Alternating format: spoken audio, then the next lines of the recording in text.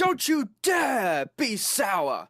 Clap for your world-famous Virtual Stadium Tours guide and feel the power! It's a new day, yes it is!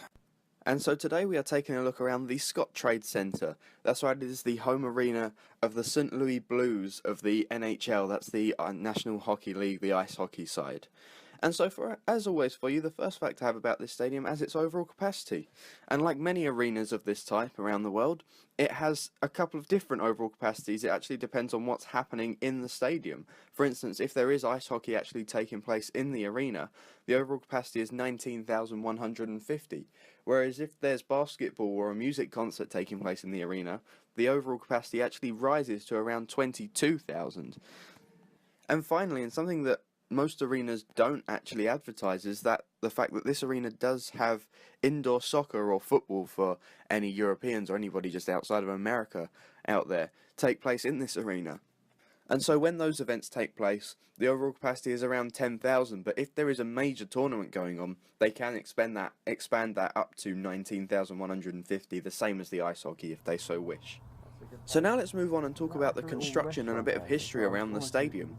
And it actually opened in 1994 after around 2 years of construction, which started in 1992, and it opened at overall cost of $135 million US, which in today's money in 2016 would be around 220 million US dollars.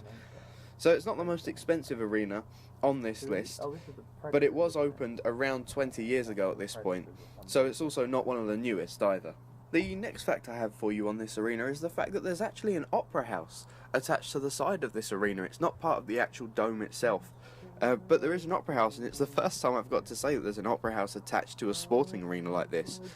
It was constructed in 2011, or it was rebuilt in 2011 even, at a cost of around $75 million, and it is actually open now, so you can actually go and see opera next to this very arena, which is quite cool really. So now let's move on and talk about a couple of the big events that happen in this arena, starting with the sporting events. And firstly, every March, that started actually in 1995, it's hosted an Arch Madness, which is a men's basketball conference for the Missouri Valley Conference. It also hosts an annual bragging rights men's college basketball game between the universities of Illinois and Missouri. It also hosts a Mid-States Club Hockey Association Challenge Cup. It also hosts the Women's Final Four for basketball in 2001 and 2009, and the 1998 NCAA Men's Division Basketball Tournament for the Midwest region.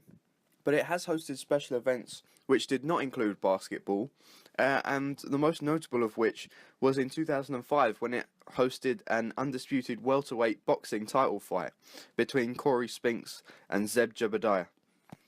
So now let's move on and talk about some of the famous musicians that have held concerts in this arena. And they do include Billy Joel, Frank Sinatra, Ariana Grande, Eric Clapton,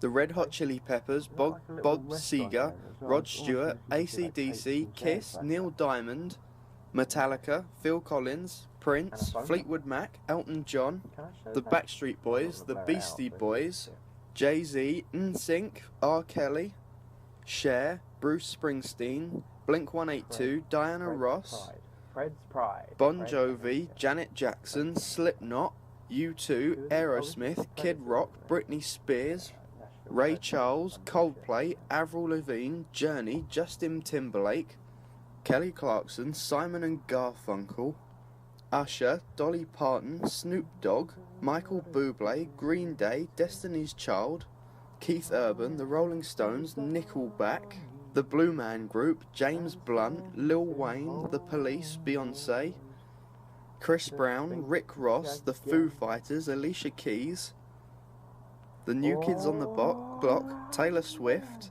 The Jonas Brothers, Kings of Leon, Lady Gaga, The Black Eyed Peas, Justin Bieber, Ozzy Osbourne, Katy Perry, Michael Jackson, Radiohead, Madonna, LL Cool J, Bruno Mars and Ellie Goulding, Pink, Drake, Ariana Grande, Selena Gomez, Coldplay, and Demi Lovato. So they have all had concerts in this very arena. So that's quite a few people since 1994 when it opened, of course. So now let's move on to wrestling. Now, WWE is a big thing in America, as it is all the way around the world. And this being a big arena as it is, the WWE has actually hosted several of its pay-per-view events, as well as Raw and SmackDown come into the arena. So let's just go through those quickly and see what's been hosted in this arena.